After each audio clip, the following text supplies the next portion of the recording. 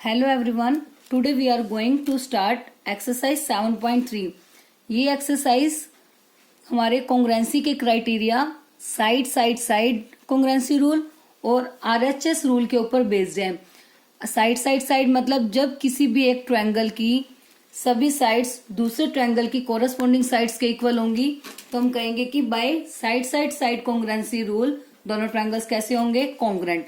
ऐसे ही RHS rule का मतलब क्या होता है कि दोनों ट्रायंगल में एक एक एंगल 90 डिग्री का होना चाहिए, उनकी हाइपोटेन्यूज इक्वल होनी चाहिए और कोई भी एक साइड, ठीक है, इन दोनों ही कॉन्ग्रेंसी क्राइटेरिया को यूज करके हम एक्सरसाइज 7.3 को सॉल्व करेंगे। अब बाकी के जो रूल्स हैं उनको हम क्वेश्चंस में कैसे अप्लाई करते हैं वो जब हम क्वेश्चंस को सॉल्व करेंगे उससे आपको अच्छे से क्लियर हो जाएंगे। Now let's start question number 1। Triangle ABC and triangle DBC are two आइसोसस triangle on the same base BC। अब हमारे पास देखो ये फिगर गिवन है, इसमें कह रहे हैं जो ये ट्रायंगल है ABC और DBC ये दोनों ट्रायंगल आइसोसस ट्रायंगल हैं।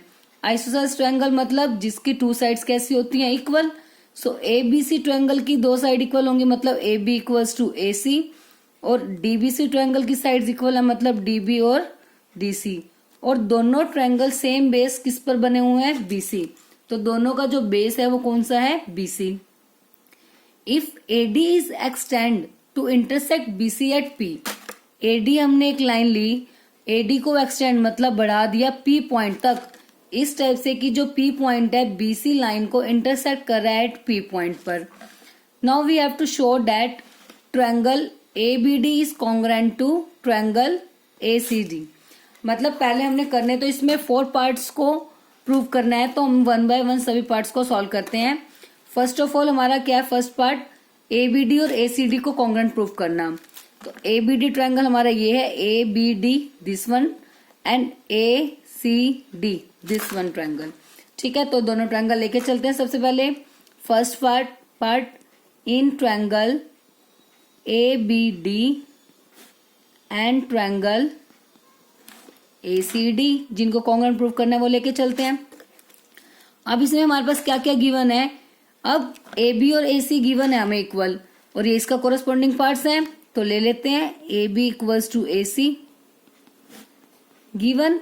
नहीं तो अब यहां से भी दे सकते हो, देखो ये दो ट्रायंगल, इसमें ये साइड इसके इक्वल है, ये साइड इसके इक्वल है और ये साइड दोनों में कॉमन है, दोनों ट्रायंगल में। तो हो गई ना तीनों साइड, इस ट्रायंगल की तीनों साइड दूसरे ट्रायंगल की तीनों कोरस्पॉन्डिंग साइड्स के इक्वल हो गई। तो मतलब साइड साइड साइड कॉन्ग्रेंसी से दोनों ट्रायंगल आपस में कैसे हो जाएंगे, कॉन्ग्रेंट। सो राइट करते हैं, बस ये AB AC के इक्वल है। आगे DB DC, तो इसका पार्ट है DB और इसका पार्ट है DC, तो DB equals to DC given है हमें। तो दो साइड हो गई। थर्ड हमें कोई कंडीशन गिवन नहीं है बट थर्ड साइड दोनों में क्या है, कॉमन, वो क्या है, AD और AD। So AD equals to AD क्या हो गई, कॉमन। तो अब तीनों साइड है तो तीनों साइड इक्वल होगी तो कौन सा रूल हो गया, सो बाय SSS मतलब side side side congruence rule. Congruence rule से जो हमारे ट्रायंगल है वो कैसे आ गए आपस में, congruent. Triangle ABD is congruent to triangle ACD। तो फर्स्ट पार्ट जो हमारा था वो प्रूव हो गया। सेकंड में हमें दिखाना है जो ABP ट्रायंगल है, मतलब this one ABP, this triangle is congruent to triangle ACP, मतलब ये हाफ वाला ट्रायंगल इस हाफ ट्रायंगल के इक्वल हमें प्रूव करना है। सॉरी मतलब इसके कॉन्ग्रेंट हमें प्रूव करना है। तो सेकंड पार्ट में लेके चलते हैं ABP और ACP ट्रायंगल को।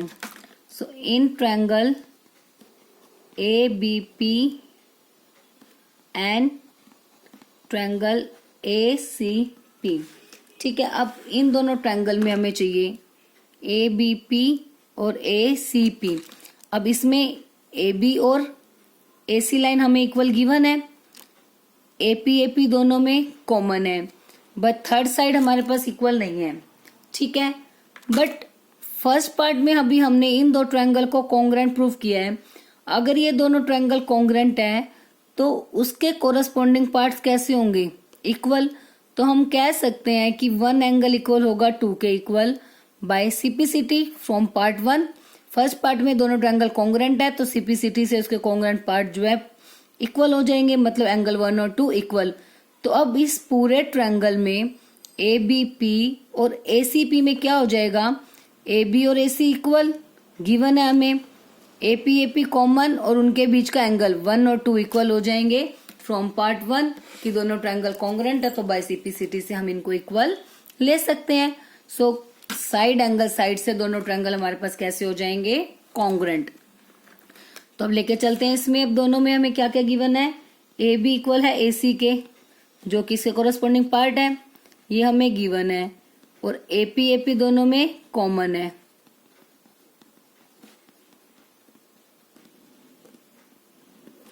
ठीक है, अब एंगल 1 इक्वल है एंगल 2 के। इसका क्या रीजन होगा, बिकॉज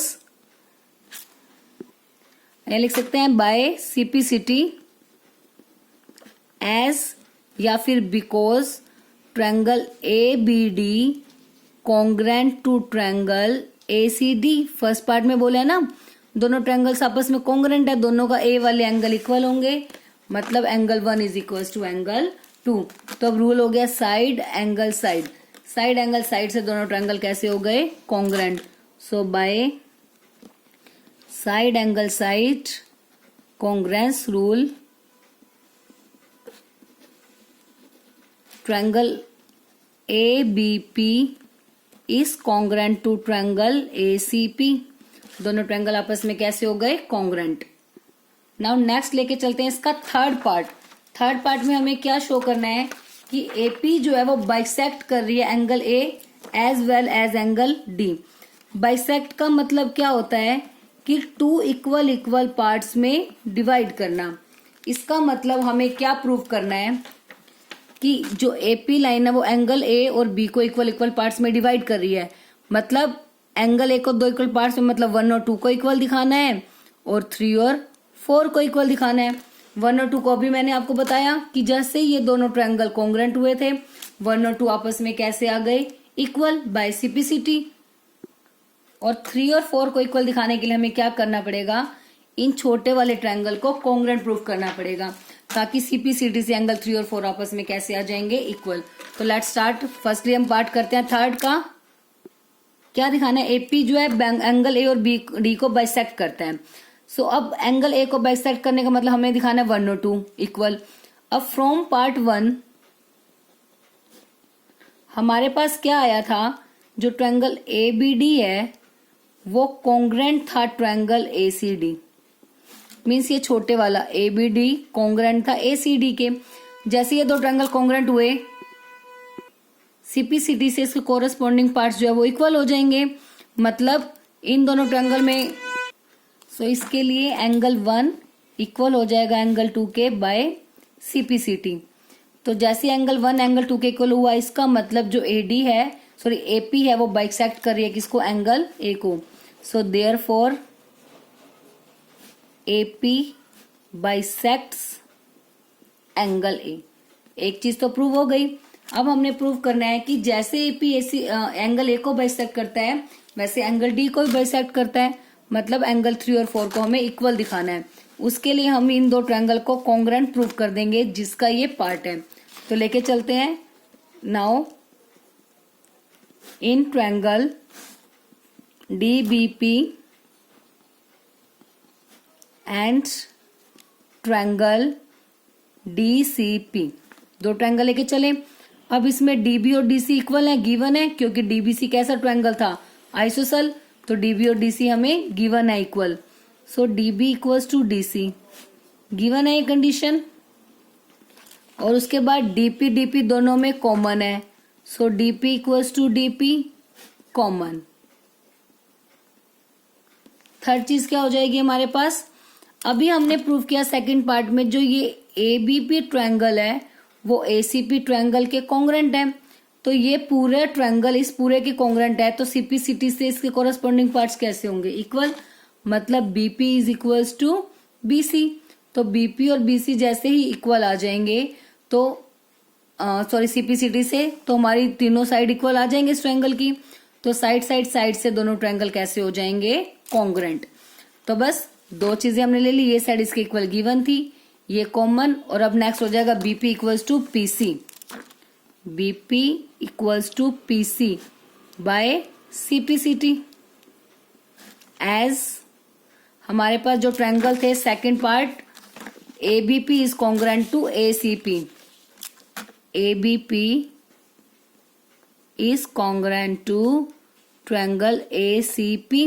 चेक कर सकते हो बीपी और पीसी, बीपी और पीसी इसी के तो कॉरेस्पॉन्डिंग पार्ट्स हैं, तो इसीलिए सीपीसीटी से दोनों आपस में कैसे हो जाएंगे, कॉन्ग्रेंट, तो सॉरी इक्वल हो जाएंगे दोनों आपस में सीपीसीटी से। अब इन दोनों ट्रायंगल की तीनों साइड आपस में कैसी आ गई, इक्वल, तीनों साइड इक्वल आ गई, तो by side side side congruence rule we can say that triangle DBP is congruent to triangle DCP। दोनों ट्रायंगल आपस में कॉन्ग्रेंट हो गए, ट्रायंगल कॉन्ग्रेंट हो गए तो कोरस्पॉन्डिंग पार्ट्स कैसे होंगे, इक्वल। हमने प्रूव किया है अभी इन दो ट्रायंगल्स को कॉन्ग्रेंट, तो सीपीसीटी से इसके एंगल्स कैसे आ जाएंगे आपस में, equal. So angle 3 equals to angle 4 by CPCT. तो 3 और 4 इक्वल है, इसका मतलब जो है वो एपी है वो एंगल डी को भी क्या कर रहा है, बाइसेक्ट कर रहे हैं। So angle 3 equals to angle 4 by CPCT, ठीक है। Hence AP bisects angle D, ठीक है। एंगल ए को हमने पहले ही दिखा दिया बाइसेक्ट कर रहा है, अब क्या शो कर दिया कि ये किसको बाइसेक्ट कर रहा है, एंगल डी को। अब फोर्थ में हमें दिखाना है एपी जो है परपेंडिकुलर बाइसेक्टर है बीसी का, AP is perpendicular bisector of BC. Perpendicular bisector का मतलब है हमें दिखाना है कि ये एंगल 90 डिग्री का है और बीपी और पीसी इक्वल। परपेंडिकुलर बाइसेक्टर का मतलब है परपेंडिकुलर होता है 90 डिग्री, तो ये हो गया 90 डिग्री का एंगल हमें प्रूव करना है। और बीसी का बाइसेक्टर है मतलब ये दिखाना है जो एपी है बीसी को 2 इक्वल पार्ट्स में डिवाइड कर रहा है, मतलब बीपी को पीसी के इक्वल। तो इसमें हमें दो चीजें दिखानी है, एक तो पी एंगल 90 डिग्री का और बीपी और पीसी को इक्वल दिखाना है। बीपी और पीसी अभी हमने यूज भी किया था, इक्वल है, क्योंकि दोनों जो हमारा सेकंड पार्ट है उसमें दोनों ट्रायंगल कॉन्ग्रेंट थे, तो उसके सीपीसीटी से जो बीपी और सीपी आपस में कैसे आ गए, इक्वल आ गए। तो एक चीज तो प्रूव हो गई। अब दिखाना है हमने इनको 90 डिग्री का, वो कैसे दिखाएंगे, अभी हमने थर्ड में प्रूव किया है कि ये दोनों ट्रायंगल आपस में कैसे हैं, कॉन्ग्रेंट। जैसे ही ये दोनों ट्रायंगल कॉन्ग्रेंट आ गए तो हम क्या कह सकते हैं कि इसके कोरस्पॉन्डिंग पार्ट्स इक्वल होंगे, तो जो ये एंगल है और ये एंगल आपस में इक्वल हो जाएंगे, मतलब angle 5 is equal to angle 6 by CPCT. और ये linear pair angle, linear pair angle का सम होता है 180 डिग्री, दोनों इक्वल हैं तो मतलब दोनों कितने कितने डिग्री के हो जाएंगे, 90 डिग्री के। तो इसको लेके चलते हैं। सबसे पहले राइट करते हैं कि फ्रॉम पार्ट सेकंड, तो फ्रॉम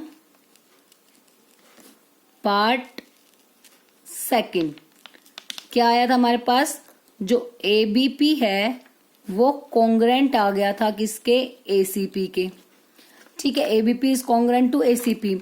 जैसे ये कॉन्ग्रेंट आए तो इसके कोरस्पॉन्डिंग पार्ट्स इक्वल, तो इसे हम ले सकते हैं BP equals to PC, BP equals to CP या पीसी आप कुछ भी कह सकते हो, बाय सीपीसीटी। तो एक कंडीशन तो प्रूव हो गई कि जो ये एपी है वो इसको बाइसेक्ट तो कर रहे हैं, क्योंकि इसके ये दोनों पार्ट्स आ गए इक्वल। अब दिखाना है इनको 90 डिग्री, वो कैसे दिखाएंगे, अभी हमने देखो प्रूव किया, जो ऊपर हमने थर्ड पार्ट किया था उसमें हमने प्रूव किया कि जो डीबीपी और डीसीपी ट्रायंगल है वो कैसे है, कॉन्ग्रेंट। इसको मैं नाम दे रही हूँ इक्वेशन नंबर 1, ठीक है। सो फ्रॉम इक्वेशन 1 हमारे पास आया triangle DBP is congruent to triangle DCP. दोनों ट्रायंगल कॉन्ग्रेंट हो गए तो दोनों का पीपी वाले एंगल आपस में कैसे हो जाएंगे, इक्वल। पी वाले एंगल का मतलब एंगल 5 और एंगल 6 आपस में कैसे हो गए, इक्वल हो गए। So angle 5 equals to angle 6 by CPCT. और 5 और 6 दोनों एक ही लाइन पे मतलब लीनियर पेयर एंगल है, सो इनका सम कितना हो जाएगा, 180 डिग्री। तो 5 + 6 is 180 degree linear pair angles. Linear pair angles हो गए, 5 और 6 इक्वल हैं, तो हम 6 के प्लेस पर भी क्या लिख सकते हैं, 5। सो एंगल 5 प्लस एंगल 5, 2 एंगल 5, तो एंगल 5 इज 180 बाय में 2, दैट इज 90 डिग्री। तो एंगल 5 आ गया 90 डिग्री का, और बीपी और सीपी भी कैसे आ गए, इक्वल। सो इसका मतलब हो गया जो एपी है वो बीसी का क्या है, perpendicular bisector. So therefore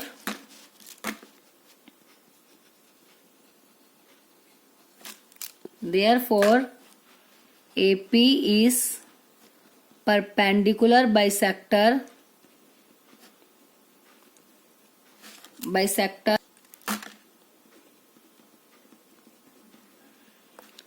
of BC। BC का क्या है, ये perpendicular bisector।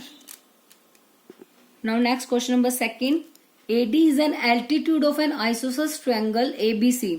अब हमारे पास एक ABC ट्रायंगल है, आइसोसेल ट्रायंगल है, मतलब जिसके 2 साइड इक्वल है। तो इसमें AB और AC हमें क्या बोला हुआ है, दोनों साइड्स इक्वल हैं। और AD एल्टीट्यूड है, एल्टीट्यूड का मतलब होता है 90 डिग्री का एंगल, कि जो AD है वो BC के ऊपर परपेंडिकुलर होगा, मतलब जो एंगल D है वो कितने डिग्री का होगा, 90 डिग्री। अब हमें प्रूव करना है जो AD है वो BC को बाइसेक्ट करेगा। बाइसेक्ट का मतलब हमें दिखाना है कि BD और DC को इक्वल दिखाना है हमें। ठीक है, फर्स्ट पार्ट तो हो गया, बाइसेक्ट कर रहे हैं BC को, मतलब BD और DC को इक्वल प्रूव करना है। और क्या दिखाना है सेकंड में, AD बाइसेक्ट एंगल A, मतलब एंगल 1 को इक्वल प्रूव करना है एंगल 2 के। तो मतलब हमें 2 थिंग्स प्रूव करनी है, BD equals to DC and angle 1 equals to angle 2। दोनों चीजें कैसे प्रूव हो जाएंगी, अगर हम इन दो ट्रायंगल को कॉन्ग्रुएंट प्रूव कर दें, तो सिंप्लिसिटी से इसकी हमारे दोनों पार्ट्स जो हैं सॉल्व हो जाएंगे।